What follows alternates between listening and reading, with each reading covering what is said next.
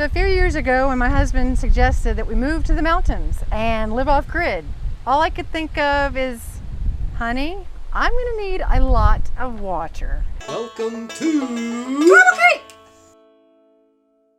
So he built this baby for us, which gives us lots and lots of water, and I'll have him explain it. All right, just like my wife just stated, we're living off grid and she requires a copious amount of water, okay? I'm not gonna lie to you. Cleanliness is next to godliness, right? And then you got your garden, it needs watered. Logs need pressure washed, the camper needs pressure washed. So I needed a mobile and watering unit, okay, is what I needed. My neighbor needed some grading done, so I did that. In turn, he gives me all the water I want. So that's pretty awesome. Great gentleman, and we're going to be putting in a spring box later, but we don't have it in now. So like I say, subscribe, stay tuned. You'll get to see how that whole process works. Never have put in a spring box before, so that ought to be interesting. So without further ado, let me break it down for you. Okay, let's start with the solar and charging system. I just used this one little panel, if you can believe that, 27 by 22 inches. I forget exactly the voltage it puts out. It's by Renogy, very good manufacturer. They make really good stuff. This is the only one that I've ever had to buy, and this is 5 years now I've used this tote. And I've even had it to where the lid has slammed shut, the wind has gotten a hold of it. Still in great shape, okay? Initially when I built this thing, I thought I needed a deep cycle battery because I wasn't quite sure how well the solar panel will keep it charged versus the demand of the pump. After having it for a few years, I realized that I could use starter batteries, smaller batteries, and now I'm whittled all the way down to just, I had this ATV starter battery laying around. Works fine, works perfect, and it's cloudy a lot up here too, and it still works. So that solar panel charges this battery with more to give. Now, the reason I say that is because I also have it hooked to my other solar panels, which supply the camper. So it back feeds. I got 7 deep cycle batteries for the camper, which we'll have a later video on. It back feeds those batteries as well. So, you know, these little panels, you get a lot out of these panels as long as you get the sunlight. If it's cloudy for 3 days, stuff starts going south. Now, you're going to have to get you a regulator, a voltage regulator.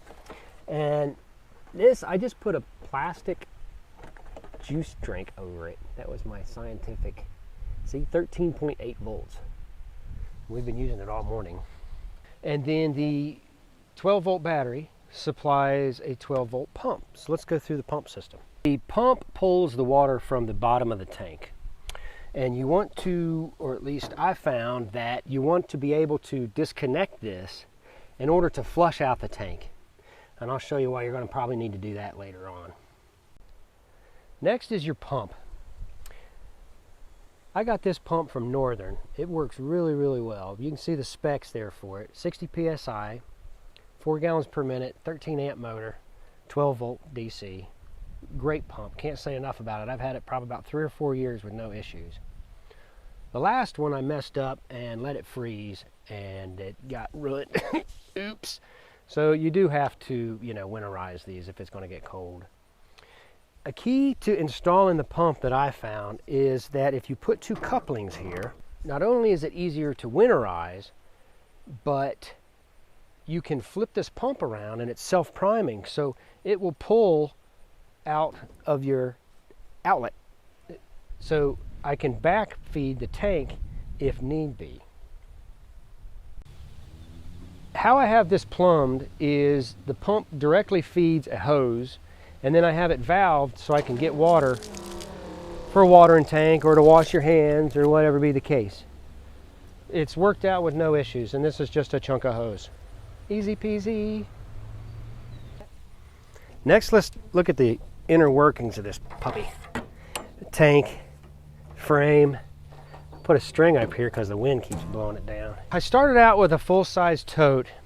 I cut these top rail, but I left enough meat to where I could drop it down.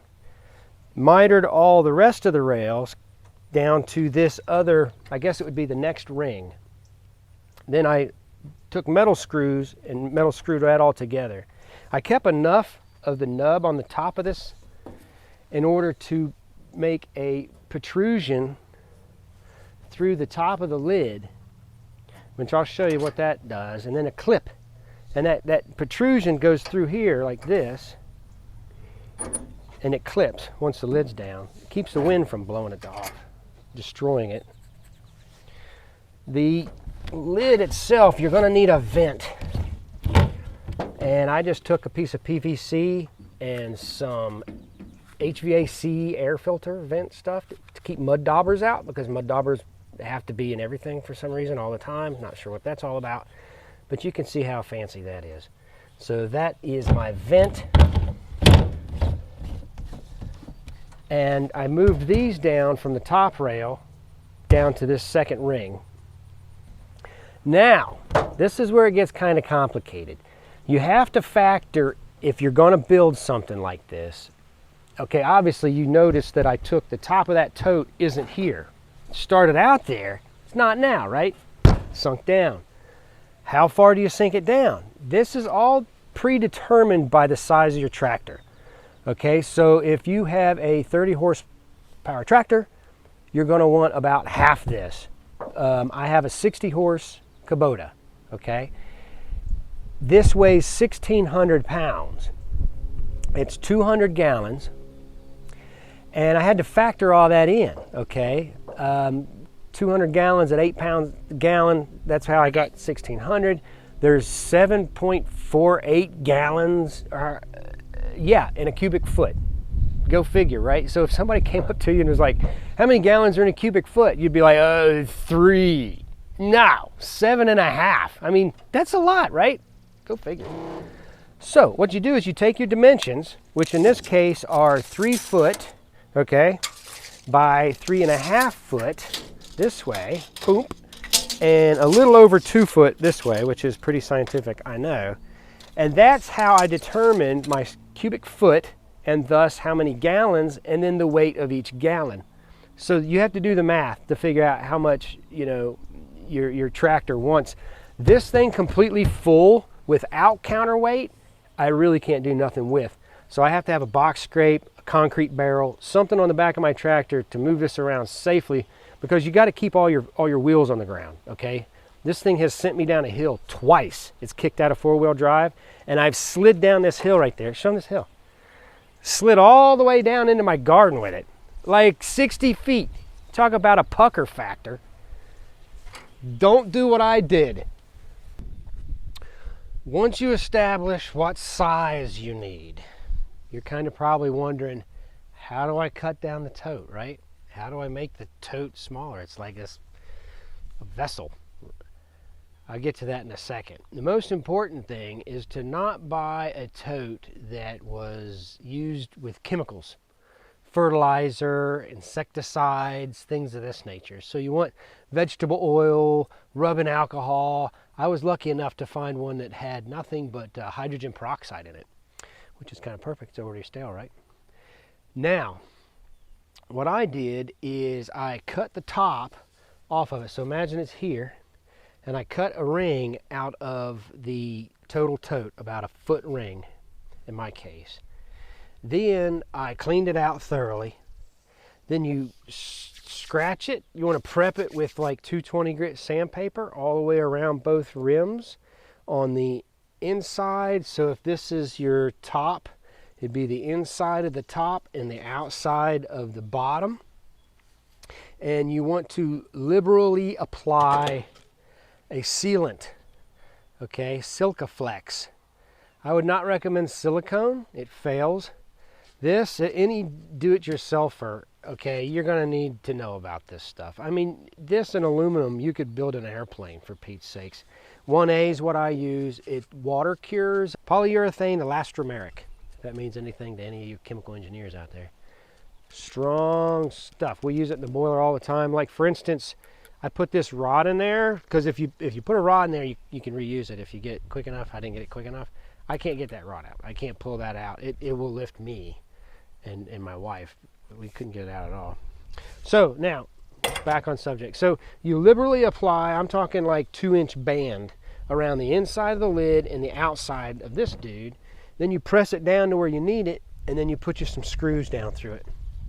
I think I used self-tapping metal screws because it drilled a little hole, sucked everything nice and tight. So if you look down in there, you can see my row of sealant and then my screws.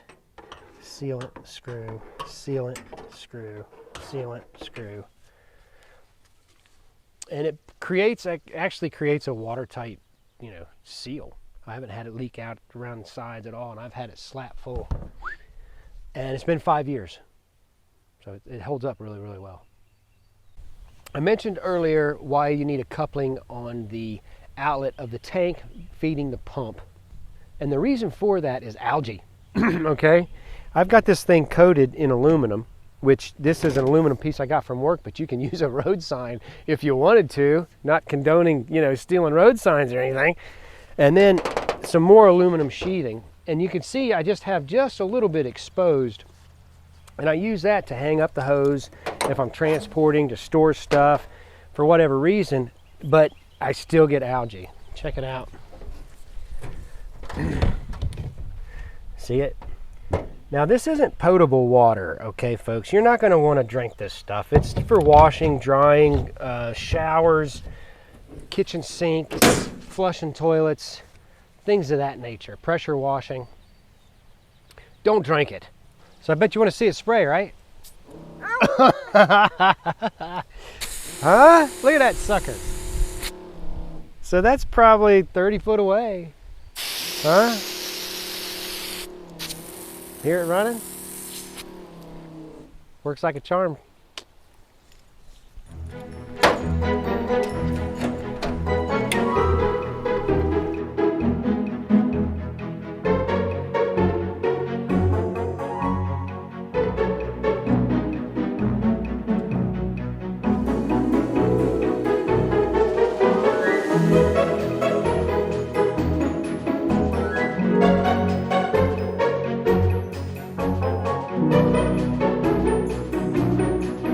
All right, folks, I hope you got something out of that. If you can take anything away from it, great, more power to you.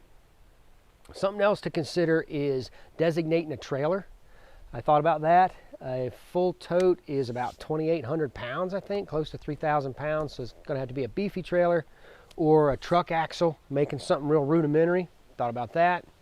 But in my instance, this works out best for me because of the size tractor and yada, yada, yada. Our next video is going to be a DIY RV septic system. You're gonna love it.